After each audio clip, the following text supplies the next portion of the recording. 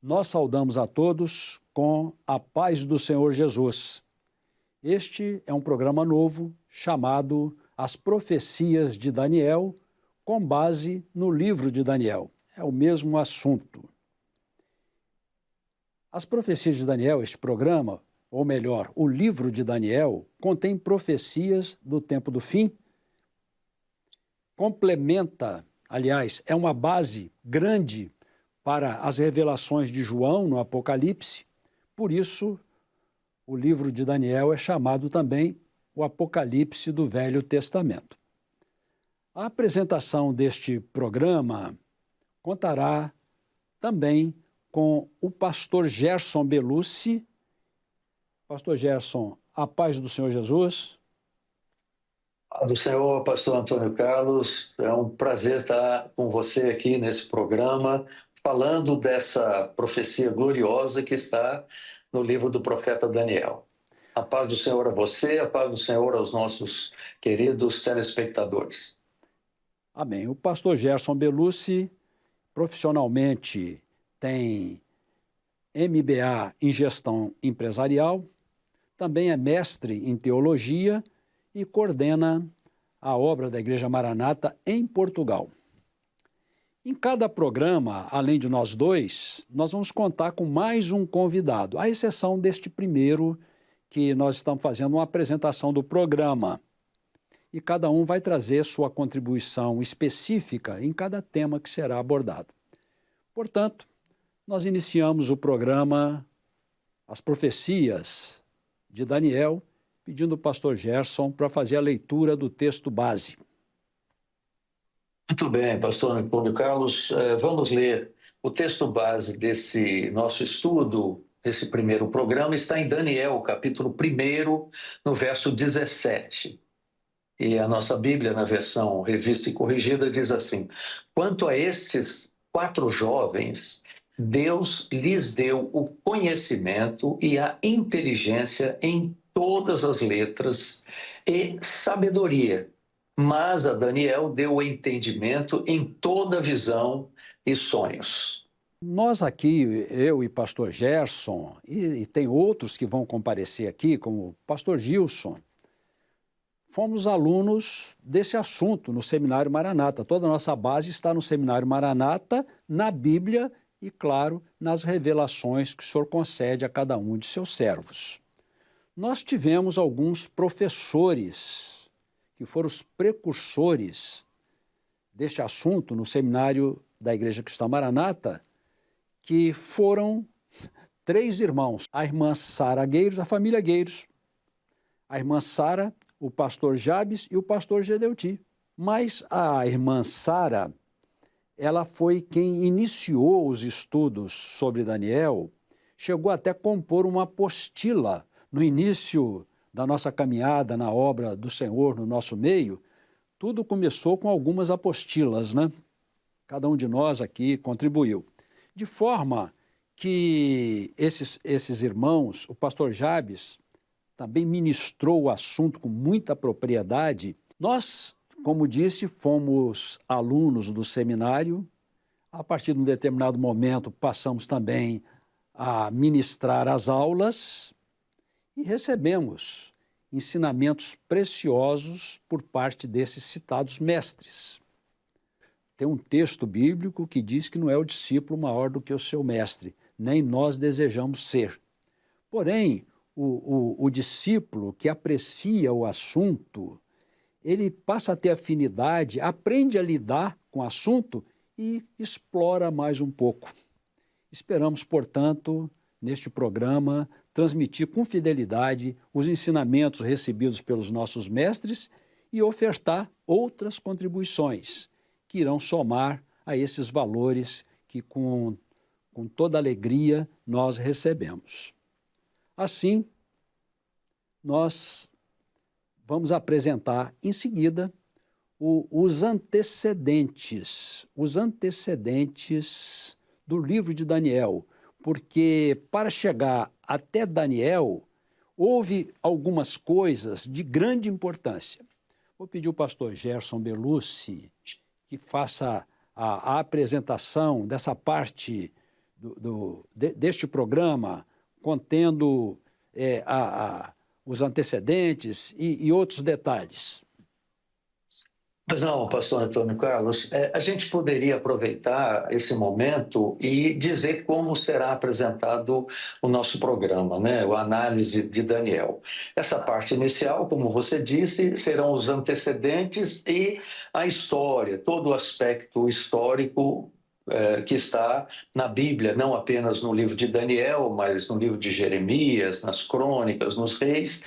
A segunda parte seria a análise dos capítulos, e entrando não mais com muita profundidade na parte histórica, mas principalmente na parte profética. E a parte 3 seria a análise profética do todo, não é verdade? Então, como você me pediu, a gente pode apresentar o mapa de Israel tomando como marco aquela deportação de Israel Norte, que seria a parte de Samaria, não é verdade? Então, Israel Norte foi levado cativo pelos assírios, conforme a história nos diz, né? E a Bíblia deixa muito claro, com vários textos, os assírios, em 722, tomou conta daquela região e foi uma invasão, depois que tomou a parte daquela região norte de Israel, houve uma dispersão daquele povo mais tarde, né? A Samaria ficou sendo capital daquela área. Então, doravante, a região norte de Israel nós podemos chamar simplesmente Israel. Por quê? Porque a região sul do mapa de Israel nós vamos chamar de Judá. Eu acho que isso fica claro. Pastor Antônio Carlos pode explicar esse mapa que está na tela para os irmãos ou Sim. quer que eu continue? Fique à vontade. Pode continuar, pastor Gerson. Então, nós temos aí, pastor Antônio Carlos, os antecedentes da história. Nós temos a história dos reis até as deportações, né? Sim. E nós podemos analisar, são vários aspectos que surgiram na época dos reis, que vamos citar primeiramente, segundo Crônicas, capítulo 36, nós podemos ler isso, os irmãos podem colocar na tela para nós, do verso 15 até o 17. E eu vou ler para os irmãos. E o Senhor, Deus de seus pais, lhes enviou a sua palavra pelos seus mensageiros, madrugando e enviando-lhes, porque se compadeceu do seu povo e da sua habitação. Porém, zombaram dos mensageiros de Deus e desprezaram as suas palavras, e escarneceram dos seus profetas, até que o furor do Senhor subiu tanto contra o seu povo, que mais nenhum remédio houve, ou seja, chegou no limite da paciência e daquilo que Deus pôde suportar do povo. E o verso 17 diz: porque fez subir contra eles o rei dos caldeus, o qual matou seus jovens à espada na casa do seu santuário e não teve piedade nem dos jovens, nem das moças, nem dos velhos, nem dos decrépitos. A todos os deu em suas mãos. Então, meus irmãos, a gente pode observar que os antecedentes que abordam a história dos reis surge desde o tempo de Davi, quando Davi passa o reinado para Salomão, e depois de Salomão há aquela divisão entre Jeroboão e Roboão. E aí começam as duas dinastias, né? Nós podemos dizer que na dinastia do norte, que nós chamamos de Israel, nós tivemos, eu creio que 18 reis, aproximadamente, com 8 dinastias.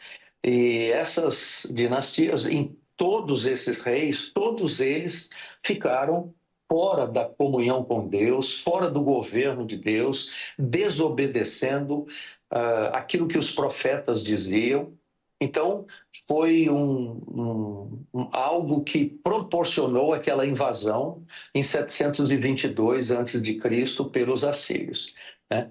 O desvio tomou uma proporção tão grande e de forma irreparável que Deus entregou Israel na mão dos inimigos como forma de, podemos dizer, um castigo pela desobediência, pela falta de obediência à palavra do Senhor.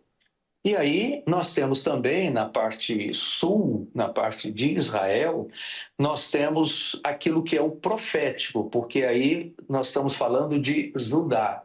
Judá é a tribo real, é a tribo de onde viria e de como veio, né? O Senhor, o Messias, o Senhor Jesus Cristo. Então ali houve, claro, alguns reis que não atenderam à voz do Senhor, mas Deus preservou, né, o sul de Israel, que nós chamamos de Judá, até que também eles se desviaram. Eu não vou entrar muito em detalhes, porque certamente o pastor Antônio Carlos, ou em outro programa, vai detalhar melhor isso, até que em 586, Jerusalém é destruída, o lugar santo, né, destruído, e houve ali, em 586, a invasão de Nabucodonosor. Eu creio Amém. que, Antônio Carlos, fica mais fácil você dar Sim, sequência. Eu perfeitamente. creio que esse pano de fundo dá para a gente evoluir um pouco mais com você. Perfeitamente. Realmente, esses antecedentes são muito importantes para se entender como Daniel chegou no cativeiro. Ou seja, quando se fala deportação, foi quando houve a invasão de Israel depois de Judá e todos foram levados cativos, portanto, o cativeiro, para a Uhum. Babilônia. Mas eu vou voltar, pastor Gerson e os irmãos que acompanham, vou voltar um pouco na história, porque Jerusalém é altamente representativa. Altamente Exatamente. representativa. Então vamos entender um pouco de Jerusalém, não é? O que aconteceu? Jerusalém, na época de Davi, não era aquela extensão toda de terra que tem hoje. Era uma pequena porção que ficava a sudeste do mapa de Israel, chamado simplesmente de Sião, ou do Monte Sião. Sião vem da palavra Tizion, que significa fortaleza, que era uma fortaleza ocupada pelos jebuseus e ninguém conseguia entrar ali. Eles chegaram a chamar Israel de coxos e cegos, como se fosse um religioso tradicional, sem revelação. E para entrar naquele lugar, só entraria com a obra de Davi, porque Deus tem certos lugares, ou certas bênçãos, certos lugares espirituais, separada para os servos, mas só se entra lá pela revelação de Deus. Então, aqueles que estavam só na religião formal foram chamados de coxos e cegos. Mas como Davi tinha a obra de Davi, que era a obra de Deus, na revelação ele conquista e Deus lhe entrega aquele lugar profético. Uhum. Davi escreveu o Salmo 110, onde, num determinado lugar, diz: jurou o Senhor e não se arrependerá, tu és um sacerdote eterno, segundo a ordem de Melquisedeque, que era um tipo do Senhor Jesus, senão uma aparição excepcional no Velho Testamento dele próprio, e Melquisedeque era rei de Jerusalém. Então, Davi, que escreveu esse salmo, compôs esse salmo profético, ele entendeu bem o que representava Jerusalém, sabia que a cidade era profética. Interessante que não era uma cidade dos reis, não era uma cidade célebre em Israel, não era cidade dos levitas, nem cidade de refúgio, não tinha nada que chamasse a atenção, mas o profético chamou a atenção de Davi. Então Davi conquista Jerusalém, tira na mão dos jebuseus. Podemos dizer até que os jebuseus eram guardiões do lugar, esperando chegar a obra de Davi. Como temos nós aqui pela revelação, tem certos lugares que o Senhor tem entregue nas nossas mãos e que só se entra lá pela revelação de Deus. Eu, quando vejo no seminário nosso a aula sobre batismo com o Espírito Santo, e depois as pessoas ajoelhadas recebem a imposição de mãos e são batizadas, nós estamos entrando num espaço dado por Deus. Amém. Que é uma coisa extraordinária. Então, Jerusalém foi assim conquistada. Davi leva para lá a Arca da Aliança,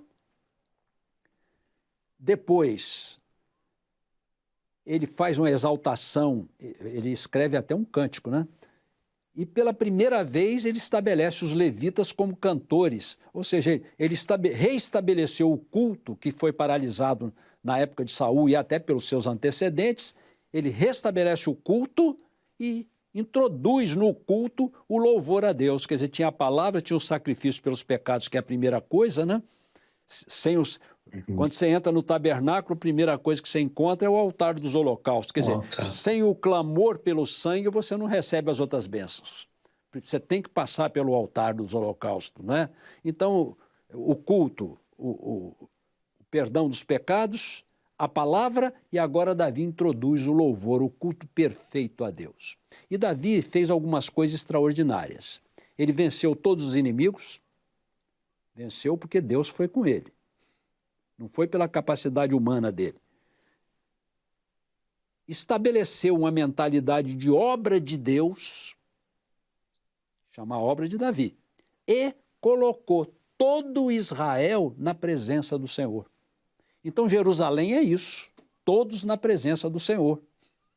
Por isso que quando eles se afastaram do Senhor, eles foram perdendo Jerusalém, porque Jerusalém foi perdendo o sentido, que Jerusalém só tem sentido, ou seja, ela só é cidade santa se aqueles que estiverem lá dentro estiverem santificados. E se não estiverem, Jerusalém passa a ser uma cidade comum como as outras e sujeita a juízo porque foi dada por Deus. E foi isso, então agora, voltando aos antecedentes abordados aqui pelo pastor Gerson, nós vemos aqui que, aliás, o templo também foi construído lá. Isso é também por profecia. Local profético, mesmo lugar que Isaac foi levado para ser sacrificado. Salomão edifica o templo e depois de Salomão começou a divisão do reino e os reis começaram a se afastar de Deus.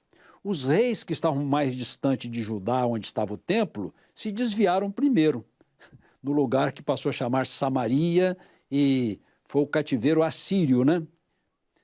Sim. Narrado aqui pelo pastor Gerson. E depois, aqueles que estavam mais próximos do templo, porque os levitas, a tribo sacerdotal estava lá, eles mantiveram mais tempo na presença do Senhor, mas aos poucos foram desviando, e o texto lido aqui no segundo livro das Crônicas fala muito bem. O Senhor mandou seus profetas madrugando, enviando, falando que eles voltassem dos seus maus caminhos, eles não quiseram ouvir, zombaram dos profetas de Deus, até que chegou um momento que não teve mais jeito. Então, o Senhor os entregou para o rei de Babilônia, Nabucodonosor, e Babilônia nós sabemos que é a terra das abominações, mas eles fizeram tantas abominações que Deus colocou as coisas nos lugares.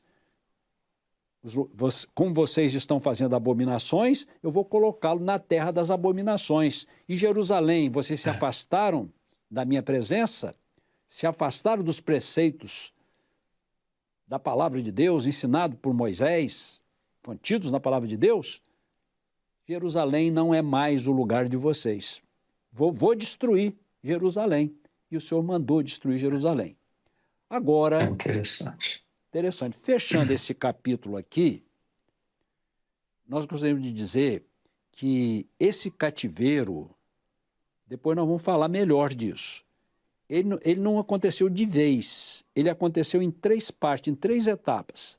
Na primeira etapa, Daniel foi levado. Também vamos falar melhor depois.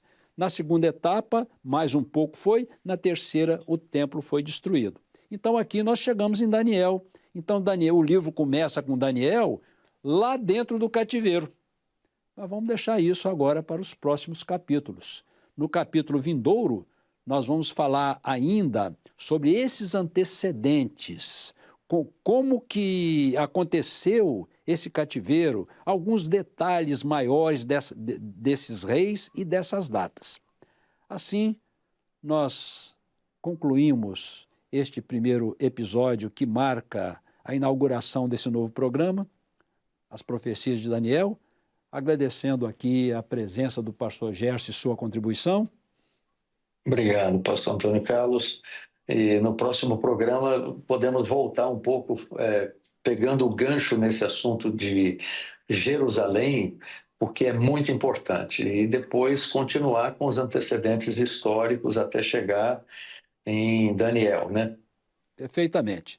Agradecemos também a presença dos irmãos que acompanham conosco, desejando a todos a paz do Senhor Jesus.